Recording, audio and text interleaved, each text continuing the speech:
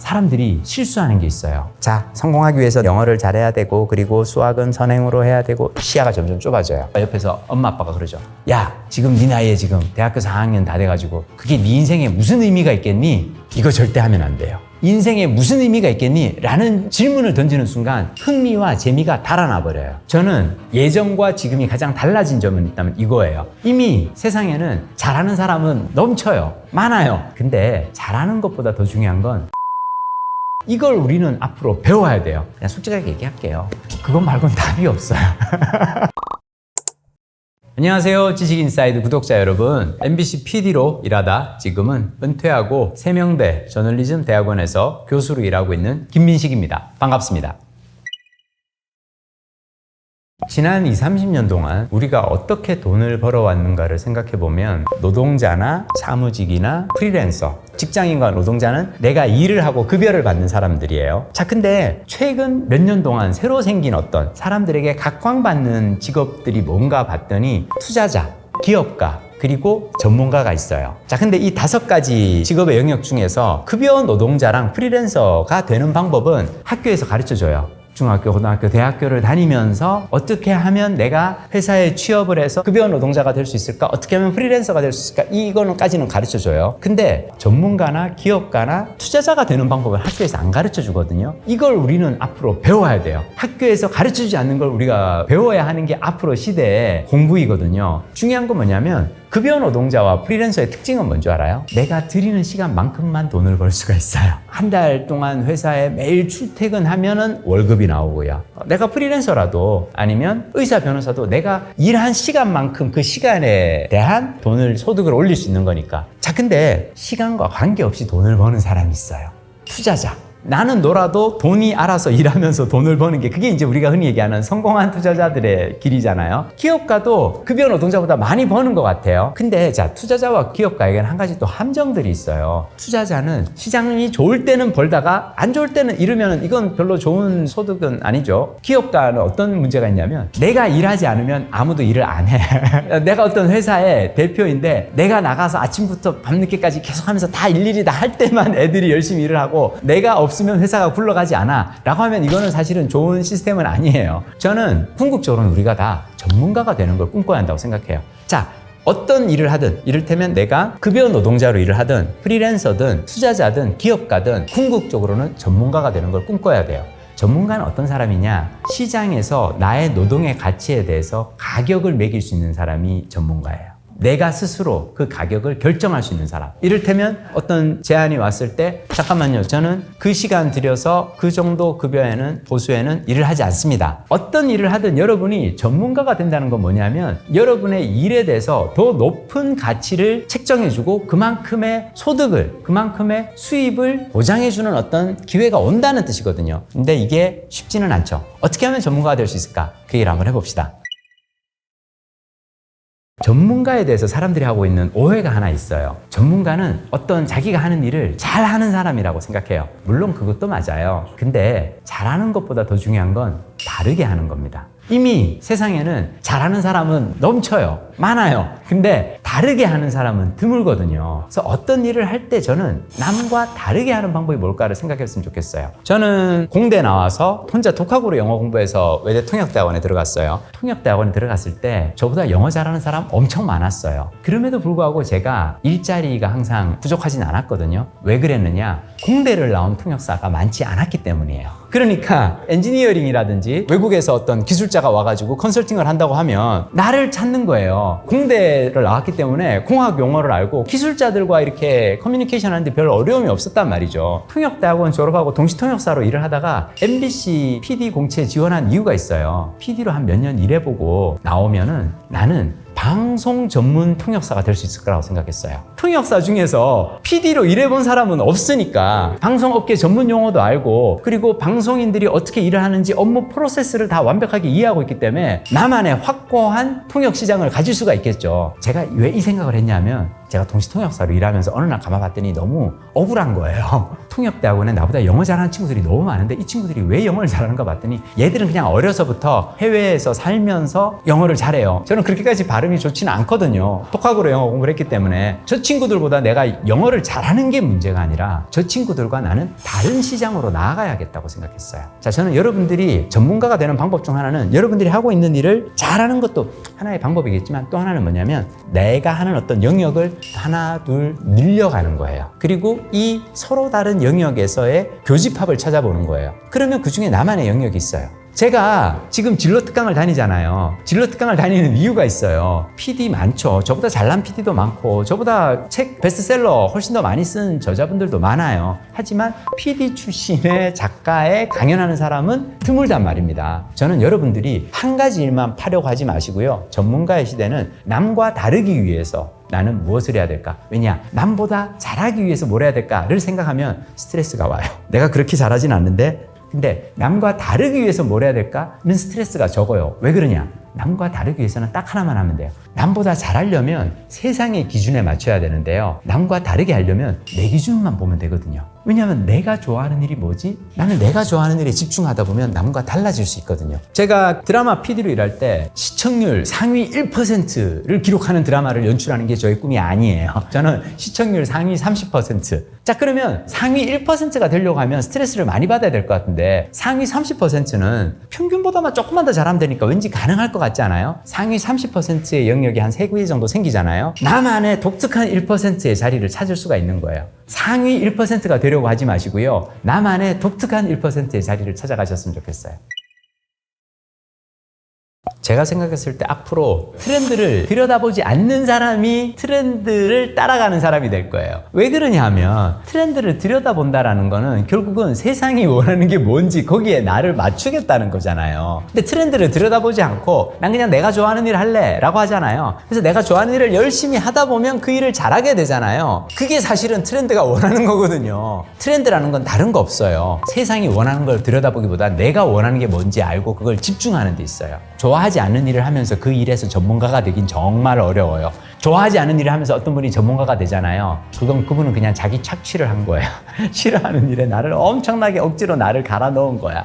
저는 좋아하는 일을 찾는 방법으로 산미를 찾아보라고 얘기를 합니다. 흥미, 재미, 의미. 자, 일단 내가 어떤 일에 흥미가 있는지를 한번 찾아봐요. 자, 흥미가 있다는 건 뭐냐면 먹고 사는 거하고 아무 상관없는 일이에요. 근데 내가 그 일에 자꾸 흥미가 가. 이를테면 저 예전에 통역사로 일을 할 때 동시통역하고는 아무 상관없는데 미국 시트콤 프렌즈라고 하는 시트콤이 저한테는 항상 흥미를 끌었어요. 그래서 시트콤을 계속 봤어요. 보다 보니까 이게 흥미로운데 이걸 내가 한번 만들어 볼까 해서 MBC 취업을 했어요. 그리고 시트콤을 한번 만들어 봤어요. 만드는 게 재미있었어요. 물론 뭐 밤을 새서 촬영하기도 하고 편집해야 되고 힘들 때도 있는데 일단 재밌었어요. 하는 일이 재밌으면 계속 하게 되죠. 자, 여러분들이 나의 흥미가 어디에 있는지를 한번 찾아보고요. 거기에서 지금 당장 내가 할 수 있는 일이 있으면 그걸 시도해 보는 거예요. 자꾸 해보다가 이게 재미있잖아요. 끊임없이 계속 하게 돼요. 그러면 내가 흥미를 느끼고 재밌어서 계속 반복하는 일은 좋아하고 잘하는 일이 되고 그거는 내 삶의 나중에 의미를 만들어 줍니다.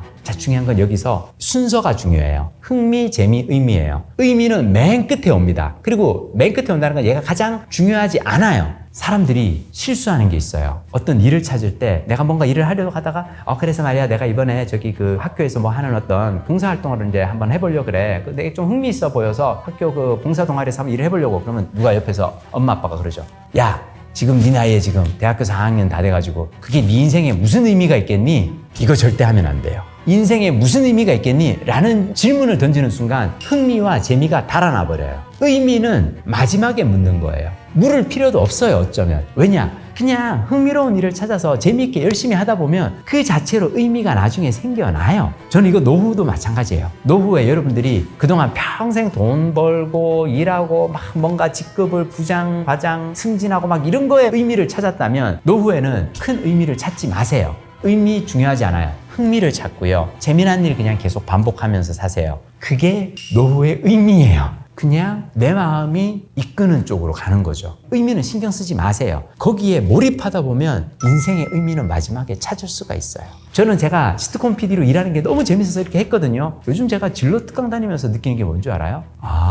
내가 앞으로 자라날 차세대 크리에이터들을 양성하고 있구나. 이제서야 이게 내 인생의 의미였구나. 이거는 마지막에 오는 거고 나중에 오는 거예요. 와도 되고 안 와도 돼요. 의미는 따지지 마세요.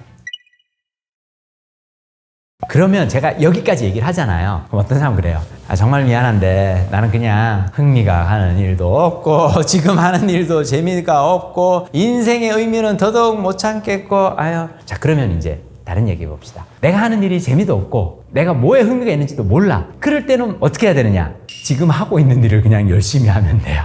그냥 지금 나에게 주어진 기회에 최선을 다하면 돼요.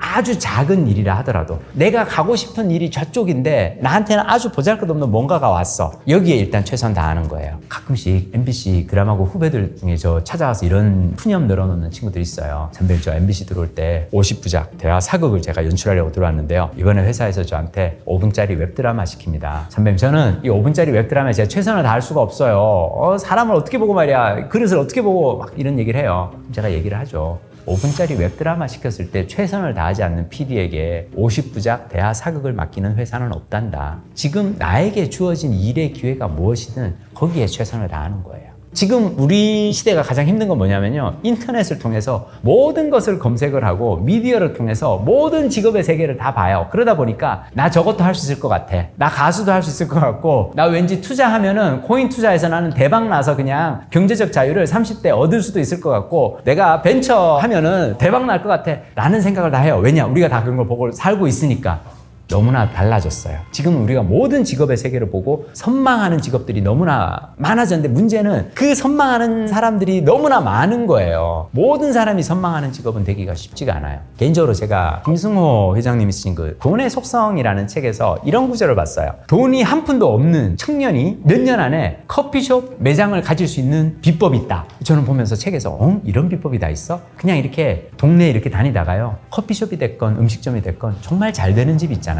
그 집에 가는 거예요. 가서 그 집에서 아르바이트로 일을 시작을 하는 거예요. 근데 아르바생으로 일을 하는데 어떻게 일을 하냐면 마치 내가 사장인 것처럼 일하는 거예요. 시간당 내가 딱 그냥 최저임금 10,000원 벌기 위해서 하고 있으니까 나는 그냥 시간당 딱 10,000원어치만 일을 할 거야 가 아니라 내가 사장인 것처럼 일을 하는 거예요. 어떤 일인지 모르겠어요. 그게 뭐 설거지 보조가 됐건 그냥 카운터가 됐건 그냥 홀서빙에 뭔지는 모르겠는데 어떤 일을 하든 내가 사장처럼 일을 하잖아요. 그러면 사장님이 여러분에게 점점 더 큰 역할을 맡길 거예요. 알바생인데 사장처럼 일을 하잖아요. 그럼 사장님들은 둘 중 하나를 하십니다. 뭐냐? 놀러 다니거나 아니면은 다른 가게 보러 다닐 거예요. 이 매장은 이미 자리 잡았으니까 나는 이제 저 동네 가서 새로 이번에 신축 단지 들어오는 저 동네 가서 새 매장 하나 내야겠구나 라고 생각을 할 거예요. 자, 그렇게 해서 새 매장을 내잖아요. 그런 사장님을 만났을 때 여러분들이 그 사장님을 가서 이제 제안을 하는 겁니다. 사장님, 새로 내는 그 매장 저한테 한번 맡겨봐 주십시오. 그리고 수입을 50대 50 나누는 겁니다.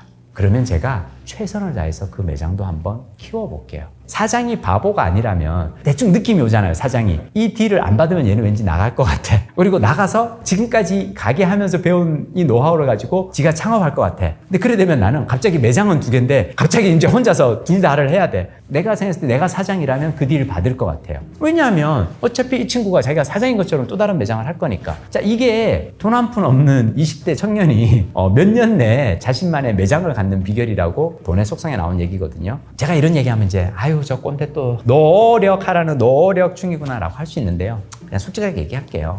그것 말고는 답이 없어요.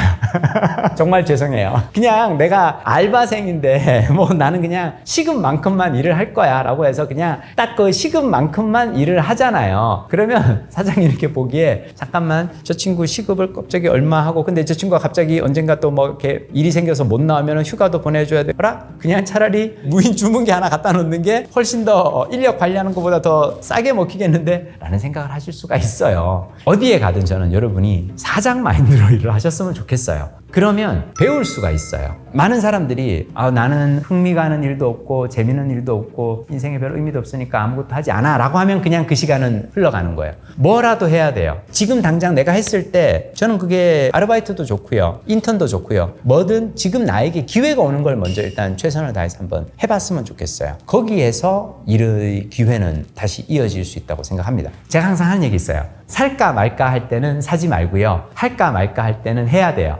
살까 말까 할 때 안 사잖아요. 돈이 남아요. 할까 말까 할 때 안 하잖아요. 시간은 날아가요. 자, 인생에서 가장 소중한 자원 두 가지, 돈과 시간. 돈과 시간을 늘리는 방법 무엇일까? 살까 말까 고민될 때는 안 사고, 할까 말까 고민될 때는 일단 해보는 겁니다. 실패를 두려워하지 말고.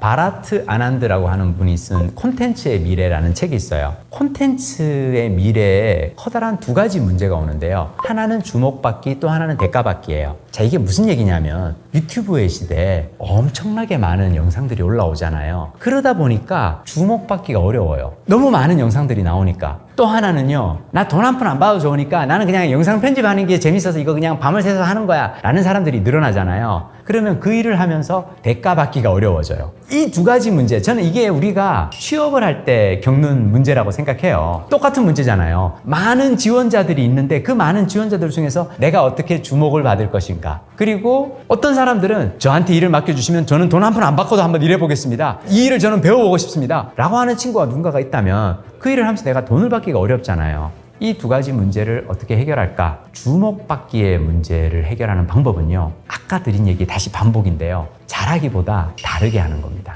잘하는 걸 증명하긴 쉽지 않아요. 저 다른 지원자들보다 편집 제가 훨씬 더 잘합니다. 이거 증명하기 쉽지 않거든요. 근데 다른 지원자들보다 저는 저만의 독특한 개성이 있어요. 이거는 보여주기 쉬워요. 딱 봤을 때 드러나는, 어라? 모든 통역사들은 다 영문과 나오는데 이 통역사는 공대 나왔네? 다르잖아요. 주목을 받을 수가 있어요. 저는 잘하려기보다는 다르게 하라는 얘기 다시 한번 드리고 싶고요. 대가받기의 문제를 해결하는 방법 중 하나는 나도 그냥 대가받는 걸 포기하는 거예요. 대가를 바라고 일을 하잖아요. 그러면 여러분은 마음이 괴로워질 거예요. 내가 이 일 하기 싫은데 억지로 하는 이유는 돈을 얼마를 준다고 하니까 하는 거야. 근데 그렇게 해서 일을 하잖아요. 아무리 많은 돈을 줘도 일을 할 때 괴롭기 때문에 월급은 쥐꼬리 같을 거예요. 내가 대가를 바라면서 어떤 일을 했을 때는 그에 따르는 대가가 아무리 회사에서는 나름 챙겨준다고 줘도 겨우 이거 줘? 야, 이거를 바라고 내가 그 하루에 막 몇 시간씩 잠도 안 자고 그 고생을 한 게 겨우 이 정도 월급 받기 위해서였어? 라고 생각할 수 있어요. 나 그냥 이 일이 좋아서 하는 거야. 나 근데 정말로 이 일은 내가 돈 한 푼 안 받고도 난 할 수 있는 일이니까 난 하는 거야 라고 해서 열심히 하잖아요. 근데 회사에서 돈을 주잖아요. 갑자기 회사에서 돈도 주네? 나는 그냥 취미생활을 열심히 한 건데 회사 와서 내가 만들고 싶은 거 마음껏 만들고 그냥 내가 좋아하는 사람들 불러다가 그냥 인터뷰하고 유튜브 해가지고 막 나는 취미생활 했는데 어라? 회사에서 이번엔 조회수가 꽤 많이 나왔는데 보너스라고 하면은 야, 이거 꿀이잖아 내 직업은 이라고 생각하는 거예요. 근데 그게 아니라 이번에 내가 정말 유명한 사람 내가 불러다가 내가 밤을 새워서 편집을 해서 요거 제어해서 자 이제 회사에 돈 좀 주겠지 했는데 얼마 안 줘. 에라.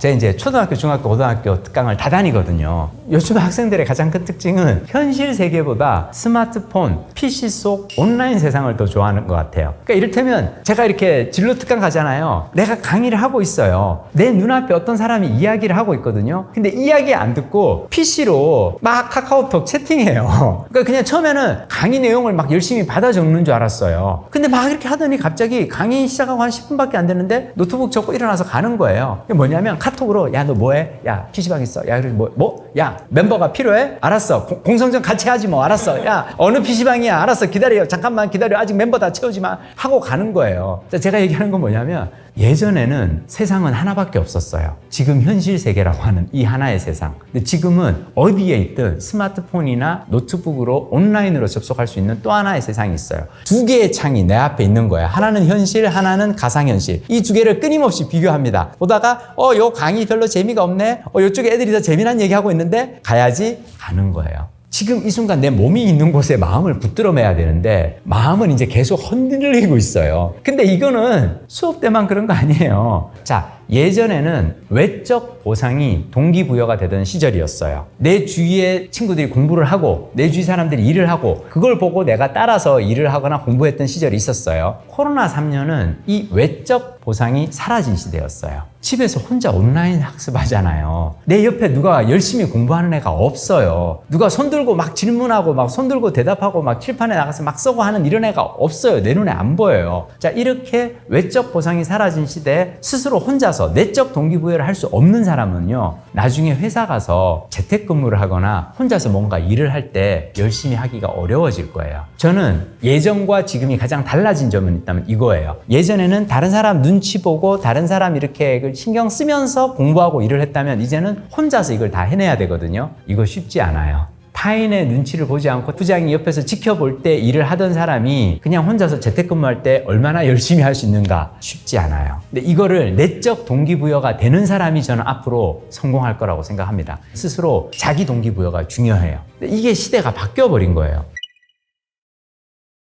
제가 탁구장 가서 탁구를 칩니다. 저 사실 탁구를 본격적으로 시작한 건 사실은 퇴직하고 나서니까 아직 초보예요. 한 3년 정도밖에 안 된. 제가 이렇게 되게 어설프게 치고 있으니까 탁구장은 또 어떤 분들이 오냐면 수십 년째 탁구를 치고 있는 고수들이 계세요. 그분들이 저 치는 거 보면 어때요? 저 가끔씩 그래요. 그분들이 이렇게 치고 있으면은 아니 왜 탁구를 그렇게 쳐요? 야, 되게 막 속상하잖아요. 이거 내가 막 애써 웃으면서 그러게 오늘은 좀 공이 좀 잘 안 맞네요. 막 그래요. 그럼 뭐라는 줄 알아요? 원래는 더 잘 쳐요? 아니요, 뭐 그렇다고 뭐 평소에 더 잘 치는 건 아니고요. 제가 막 이러고 있으면 그럼 뭐라는 줄 알아요? 아니 내가 선생님 탁구 치시는 거 보니까 속상해서 그래요. 그럼 제가 속으로 그래요. 지금 여기서 제일 속상한 사람은 나거든요. 이게 저는 우리 한국 가족에서 일어나는 일이라고 생각해요. 엄마 아빠가 애가 학교에서 성적 받아오잖아요. 너 왜 공부를 이렇게밖에 못하니? 너 왜 성적이 이렇게밖에 안 되니? 그러게요. 더 잘했어야 되는데. 그래? 다음 달엔 더 잘할 것 같아? 다음 달에 성적 오를 것 같아? 너 지난달에도 비슷한 얘기 한 것 같은데? 그러게요. 아니 내가 너 성적표 보면 속상해서 그래.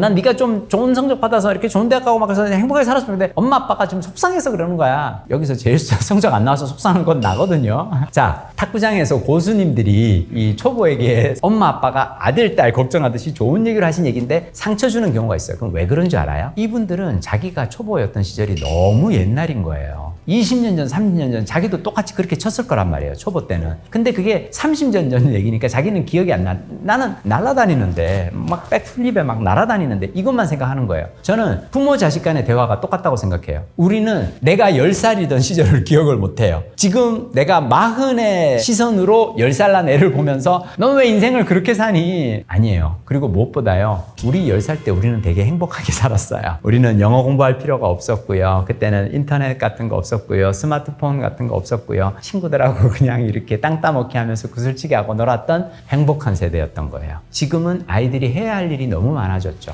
저는 부모님들이 자기 옛날 생각하고 지금 아이들에게 대하잖아요. 그러면 아이들에게 상처 줄 수 있다고 생각합니다. 이거 우리가 조심해야 한다고 생각해요.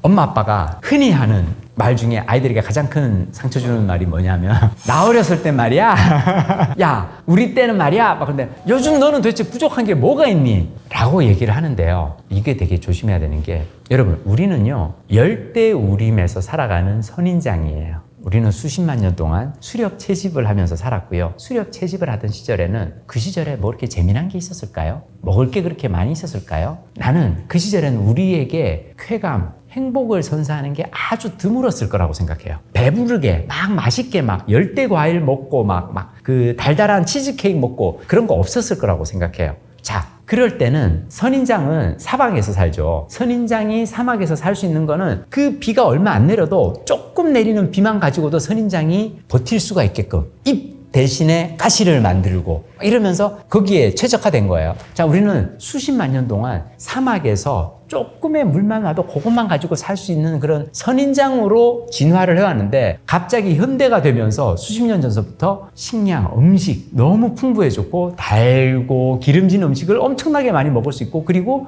재미난 것들이 너무 많이 생겼어요. 우리 당장 30년, 40년 전만 하더라도 재미난 거 별로 없었잖아요. 지금 스마트폰 속에 들어가 봐요. 재미난 게 얼마나 많아요. 이제는 우리가 열대우림 열대우림을 살아가는 선인장인 거예요. 자, 근데 열대우림에서 선인장 살면 어떻게 될까요? 죽어요. 계속 비가 쏟아지잖아요. 그러니까 사막에서 1년에 한두 번 비 올 때 그 물을 가지고 버틸 수 있게끔 진화를 해왔는데 갑자기 엄청난 식량, 엄청난 쾌감이 계속해서 주어지면 우리는 도파민 중독으로 인해서 삶이 힘들어져요. 저는 아이들에게 넌 도대체 뭐가 부족해? 라고 얘기할 게 아니라 그냥 마음속으로 미안한 마음을 가지셔야 돼요. 우리는 아이들에게 부족함 없이 모자라는 거 없이 살게 해주기 위해서 노력했는데 그 과정에서 그 결과 아이들은 결국은 열대우림에서 살아가는 선인장이 되었구나. 선인장이 열대우림에서 살면 얼마나 힘들까? 사막에서 원래 살아야 되는 선인장이 얘들의 삶이 얼마나 힘들까라고 안타까워하고 미안해 하셔야 돼요. 이게 전 중요하다고 생각합니다.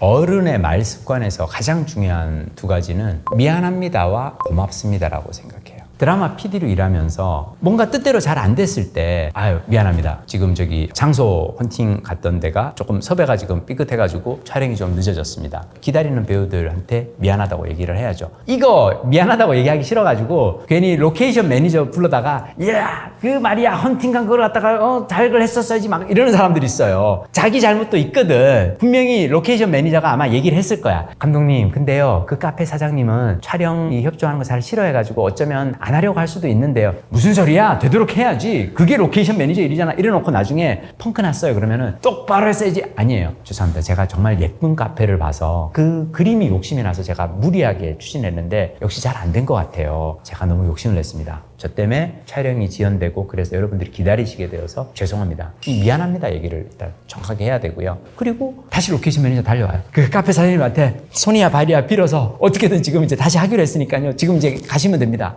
고맙습니다.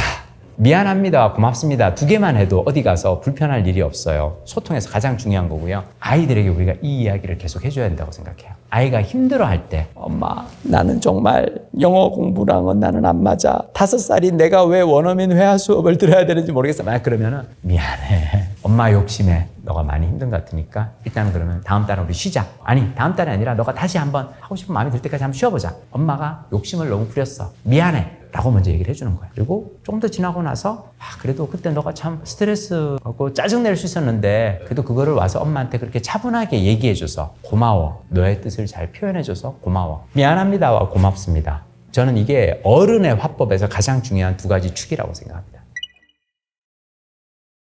자, 그러면 엄마 아빠가 아이들에게 해주면 좋을 게 뭘까? 저는 사내 아이들에게는요 축구시키고요 여자아이들에게는 친구 권했으면 좋겠어요. 자, 남자는 축구, 여자는 친구. 자, 이 두 가지를 제가 왜 이렇게 이건 뭐 절대로 성을 구분해서 하는 얘기가 아니고요. 수렵 채집을 해서 성 역할이 달랐을 거예요. 수렵은 남자들이 나가서 사냥을 했을 거고요. 채집은 여성들이. 축구는요 사냥 행위예요. 뭔가를 쫓는 거잖아요. 축구가 우리 인류에게 새겨진 진화의 본능에 가장 적합한 행동 중 하나라고 생각해요. 평생을 살아가는 아주 좋은 어떤 자산을 하나 키워주는 거고요. 무엇보다 남자아이들이 이 커가는데 성장하면서 어떤 욕구를 갖다가 해소할 수 있는 좋은 어떤 대상을 찾게 될 거예요. 몸을 써서 공 차고 막 신나게 친구들하고 어울려 놀면서. 자, 여자아이들은 저는 친구를 사귀게 해주는 게 되게 중요하다고 생각하는데요. 왜 그러냐면 역시 마찬가지예요. 옛날에 채집 활동을 할 때 여성분들이 어떻게 했겠어요? 2-3명이 몰려다녔을 거예요. 몰려다니면서 미나리든 고사리든 쑥이든 뜯으면서 야 그래서 말이야 아침에 말이야 보니까 그 누구 집 아빠는 말이야 나가면서 뭐 하더라 하면서 그나마 수다를 떨었을 거예요. 저는 여성분들이 수다 떠는 건 뭐냐면 쉽게 얘기하면 우리는 수십만 년 동안 새겨온 정보 수집이에요. 정보 수집이 생존에 아주 중요해요. 자, 근데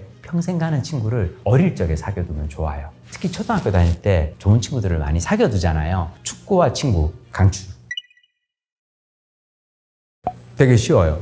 여러분이 회사에서 팀장으로 일을 하잖아요. 팀원들이 주도적으로 일을 하기를 바래요. 그러면 어떻게 일하면 되는 줄 알아요? 자유시간을 줘야 돼요. 자, 뭐냐면 내가 촘촘하게 업무 계획을 다 분장표를 다 짜가지고 아침에 9시에 출근하면 9시부터 11시까지는 뭐하고 11시부터 뭐하고 그다음에 이걸 촘촘하게 다 너무 촘촘하게 해서 이거를 야근까지 하지 않고는 다 해결하지를 못해. 이 사람은 절대로 자기주도적으로 일을 할 수가 없어요. 왜냐? 시킨 일만 하기에도 버거우니까. 시키는 대로 따라가는 것만 해도 버겁잖아요. 저는 아이들도 마찬가지라고 생각해요. 아이의 일과에 24시간 내내 내가 해야만 하는 일만 다 해도 시간이 다 지나간다면 그 아이는 자기 주도적으로 그래서 나는 이럴 때 책을 한번 읽어볼까? 친구 불러서 나가서 축구를 한번 해볼까? 라고 말을 하기는 어려워질 거예요. 여기서 핵심은 뭔지 알아요? 믿어야 돼요. 어느 정도는 믿어야 돼요. 내가 시킨 일에 자기 뭔가를 더해줄 것이다 라고 믿어야 돼요. 김태호 PD가 제가 일밤에서 러브하우스라고 전국을 돌아다니면서 짓궂혀주는 프로그램을 할 때 제 조연출이었단 말이에요. 저는 김태호 PD를 정말 좋아했어요. 이런 좋은 관계가 어디서 나왔느냐? 저는 김태호 PD의 일을 존중해줬어요. PD가 일을 할 때 조연출들이 일하는 방식이 두 가지가 있어요. 자, PD가 찍었어요. 촬영을 한 거를 탁 던져줍니다. 자, 이거 편집해봐. 그러면은 그래서 이 선배는 도대체 이 앵글을 왜 잡았을까? 여기서 요 질문 왜 했지? 요거를 보면서 그래, 요 흐름대로 가야 돼. 그래, 여기서 이 선배가 이 질문한 건 이 흐름이 있어. 막 그거를 살리려고 막 최선을 다해요. 자, PD가 의도한 게 100이잖아요. 이거를 살리기 위해서 최선을 다해도 얘는 내가 아니기 때문에 조연출이 편집한 건 결국은 내 의도의 한 90이나 90 하면 엄청 잘하면 90이고 한 80 정도 내겠죠. 김태호 PD는 편집을 어떻게 하는 줄 알아요? 보통은 왜 이런 거 있잖아요. 과연 이랬던 집이 어떻게 바뀌었을까요?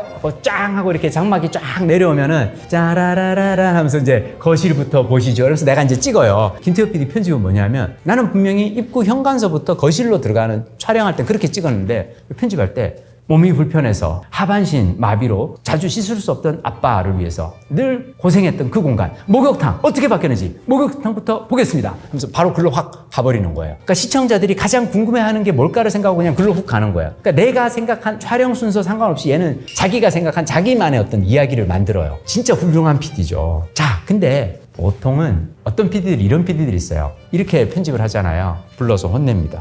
야, 내가 지금 이 촬영 순서는 무시하고 네 맘대로 편집하니? 네가 보기에 내가 그렇게 촬영 그지같이 해? 내가 그렇게 일을 어수선하게 할때 네가 그렇게 잘났어? 라고 얘기하는 사람들이 있어요. 자, 그렇게 하면은 그다음부터 얘는 어떻게 할까요? 그냥 이 선배가 찍은 순서대로 해야지. 이 선배가 요 질문한 거는 내가 보기에는 별 필요 없는 질문이고 이 대답은 재미가 없어서 날려야 될 것 같은데 내가 날렸다간 괜히 욕먹을 수 있으니까 일단 이것도 다 살려놓고 다 살리고 내 것만 들여다보고 편집을 하는 후배는 일은 2명이서 했는데 머리는 내 머리 하나만 쓴 거란 말이에요. 근데 PD가 한 거 놔두고 여기에 내 걸 보태주겠다고 하는 사람은 2명이 일을 하는 거잖아요. 여기서 중요한 거는 이 후배를 믿고 맡겨줘야 되는 거예요. 그리고 이렇게 결과를 내놨을 때 이렇게도 나올 수 있구나. 이것 또한 괜찮은 거네 라고 내가 받아들일 수 있어야 돼요. 부모도 마찬가지예요. 부모가 생각한 방식대로 자, 성공하기 위해서 너는 일단 영어를 잘해야 되고 그리고 수학은 선행으로 해야 되고 시야가 점점 좁아져요.